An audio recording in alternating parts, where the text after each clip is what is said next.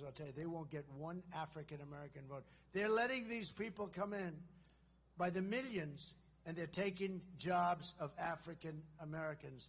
And you're going to see it right after the election. They'll announce it. And they did another thing. They had 818,000 jobs that were fake. They were fake jobs. They were made-up jobs. They were fraud. If I did it, they'd throw you into the penitentiary for 20 years. Crooked Joe Biden. They don't call him Crooked Joe for a reason. I mean, it's a reason they call him that. He's a crooked guy. And she knew everything about it. They created 800, and you knew this? It came out like a week ago. They created 818,000 fake jobs. And on top of it, it was just announced that they had to readjust last month and create another 112,000 fake jobs. So they thought that they'd do the readjustment. Now, there's never been usually it's an adjustment of like 2,000 jobs or something. So this is almost 1 million jobs that these people defrauded you on because they wanted to go into the election with at least a decent picture. Wasn't great, but at least a decent picture. And we had a whistleblower that blew the whistle and told them that these were fake jobs. And so they've corrected that. And now we just had another whistleblower talking about 112,000 jobs off last month. In other words, last month where the numbers were terrible but okay, not like this, they took 112,000 jobs. So that's almost 1 million jobs between the two of them. And even the 12,000, you're going to see that that's probably a fake number too. We probably went into negative numbers, which hasn't happened in generations. So I stand before you today as the only candidate who can rescue our economy. This is a really bad thing that's happened. From obliteration and restore it to strength, prosperity, and greatness. And you know what I'm going to do? The first thing, unlike her, they say, what are you going to do about the economy? Well, I grew up in a grass piece of land. I had a backyard that had grass on it. Remember the debate? She said, I grew up with grass on my front yard and some grass on my back. And I'm saying, what the hell is going on? See, I have a little more aptitude for this. I'm really good at this shit. So let me just... You know what we're going to do? We're going to drill, baby, drill like you've never seen before. Right straight there. And for the people in Pennsylvania, we're going to frack. But we're going to drill, baby, drill. And we're going to frack in certain areas. We're going to frack like we've never fracked before.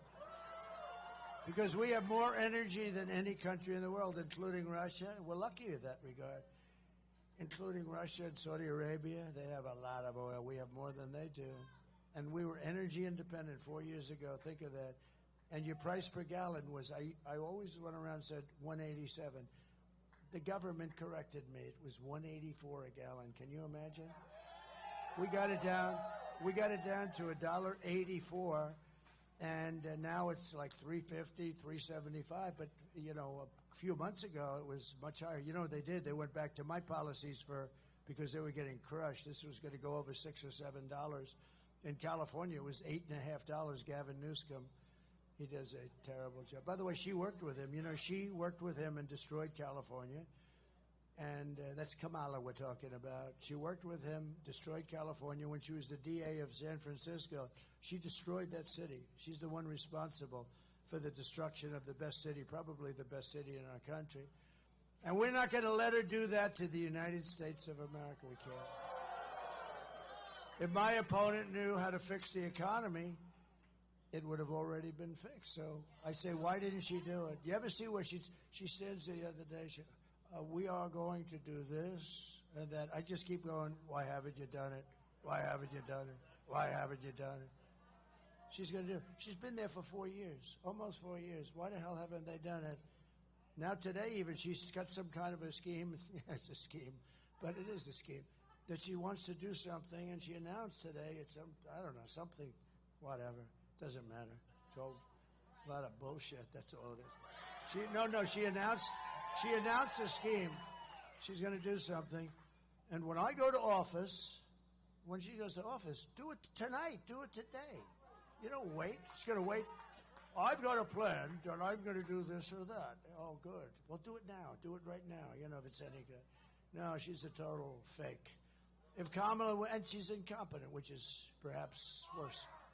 If Kamala wins, you are 3 days away from the start of a 1929-style economic depression. I believe that. We have a lot of great analysts. Scott Bessent is one. He's one of the smartest guys on Wall Street.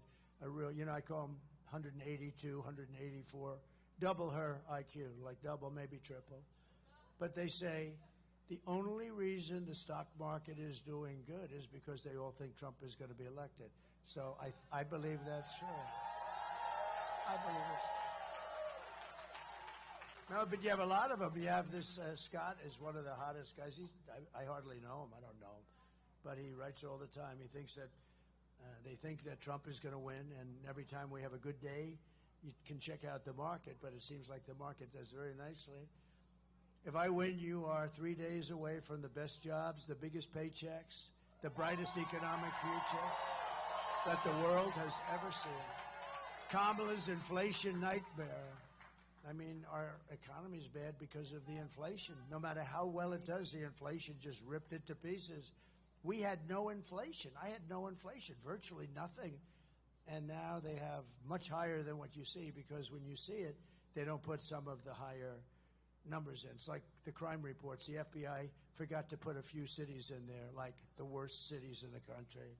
So the crime report looked like it was pretty even. And he said, well, how come? I don't want to mention the cities because I'm trying to get their votes, okay? I don't want to mention, I want to get their votes, but you can imagine. But they forgot to put a few little cities in there, the big cities, actually. And then it turned out to be 45% increase in crime. A little difference. It's pretty sad when you have to rely on the FBI and they give you phony numbers, too, right? Kamala's inflation nightmare has cost a typical American family $30,000 in higher prices, and now she wants to impose the largest tax hike in American history and raise your taxes by $3,000 a year. This is the only person I've ever seen that's running for office that says, we will raise your taxes. All my life I've watched politicians, and they're always saying, we will cut your taxes. We are going to cut. Some of them don't even mean it, but they say it. This one says, we're going to raise your taxes. Well, this might be the only time I ever give her credit. If that's true, at least she's being honest. Okay? Right? But I've never heard it before. But at least maybe she's being honest. And if she is, maybe that's even worse for you now. Because she wants to, when you think about it, she's going to raise your taxes. I will massively cut taxes for workers and small businesses. And we will have something that I think is just great. She came out with it right as soon as I said it. A couple of weeks later, she came out when she's making a speech. And she said, and I will have, and she said it quickly because she knew she was going to get hammered. I will have no tax on tips. No tax on tips. She got hammered. But we will have copycat. He said copycat. We will have no tax on tips, no tax on overtime, and no tax on Social Security benefits for our seniors. All right? Which of them is the best? Okay, ready? We'll just do this quick. This is a free poll. Because, I pay these guys a lot of money, these pollsters, and I don't even think they send people into the field first. Let's see, it's 51-49. Now, send me a check for $300,000, right? I don't think they even send people into the field. You know what that means. They're supposed to have hundreds of people that go into the field. They make a lot more money when they don't even bother. They say, Trump is leading 51-49. By the way, I think we are leading. We're leading in every poll. But you're going to prove on Tuesday that we're leading by a hell of a lot more than just saying. We have to do it. We have to do it. Okay, ready? No tax on tips, right? No tax, wait. We'll go no tax on tips, no tax on overtime, no tax Social Security. Ready? Face it, number one. Which is the best of the three? No tax on tips. Well, that's not too good. Do any of you work in restaurants? Who works in a restaurant? Not too many. You get a lot of money in this place. All right, because when I do that in Nevada, when I do that in Las Vegas, I say no tax on tips. I have to stop the speech, leave the podium for 20 minutes. It blew everything away. Okay. Again, no tax on tips. No tax on overtime. That's it. All those houses you build, yeah, that's good. That's no tax on Social Security benefits.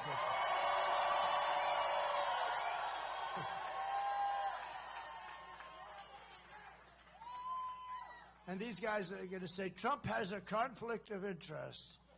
He's giving himself a tax break.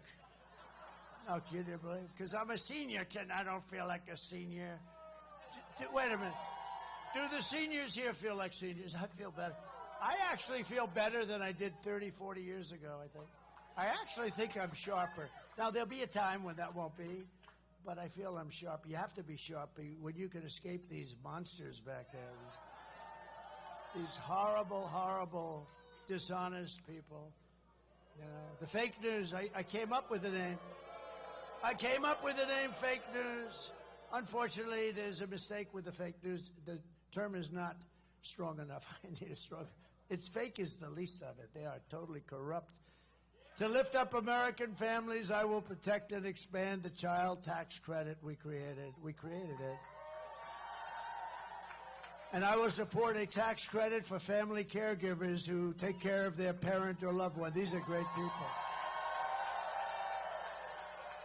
I'll tell you what, these people, if you didn't have caregivers, these family caregivers, we call them angel moms and angel wives, where a husband comes back from the war or something and lots of problems. And if you didn't have them, you know, our hospital system wouldn't be able to survive, literally. It would be, you'd have to make it 3 times bigger. These people have contributed so much, and they haven't been recognized. We're going to recognize. We're going to give tax credits to people that take care of people. No, you'd have the people in the hospitals instead of at home in a bedroom with their family, with their mother or their wife or whatever, and or their husband.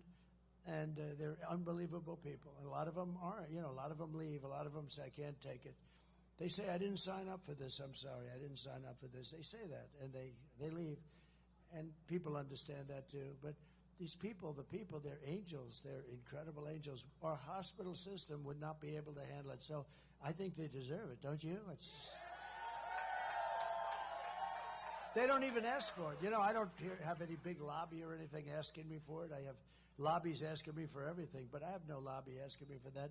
It's just something I feel. I've always felt it. I've seen so many of them, met so many of them, and they want to just take care of their son or their husband or their daughter. I mean, they just want to take care of these people. And you could never get that kind of a care in a hospital. As good as a hospital is, as good as the hospitals are, you could never get that kind of care. So it's a beautiful thing, and we're going to do it. We're going to do it immediately. We're going to get it done immediately to rapidly reduce inflation. Thank you, Angel Moms. I will end Kamala's war on American energy, and we will drill, baby, drill. We're going to drill so. And I'm going to tell you that the best thing we can do, look, we're lucky. We have oil and gas, and we have it in abundance. I got ANWR approved in Alaska, which is the biggest, perhaps the biggest in the world. It might be as big as Saudi Arabia. It's massive.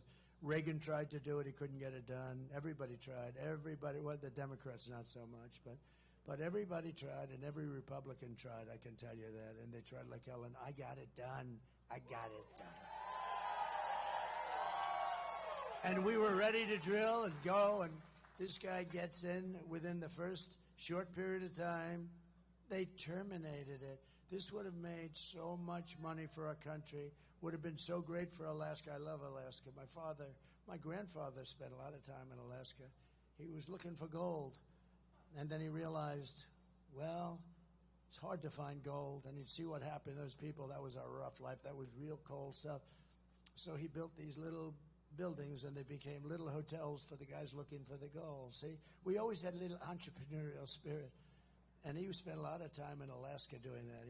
He was looking for gold, and he said, I could do better with building little hotels along the trail, right? And they actually have one. I think it's like a big landmark deal now. It's really great. It's tiny. It's like a few rooms, but that's the way it was. It was beautiful, but spent a lot of time. This would have been so great for Alaska. It would have been incredible for Alaska and unbelievable for our country. We would have taken care of Asia out of Anwar. And the first thing he did is terminated it. And he also terminated the Keystone Pipeline. But he let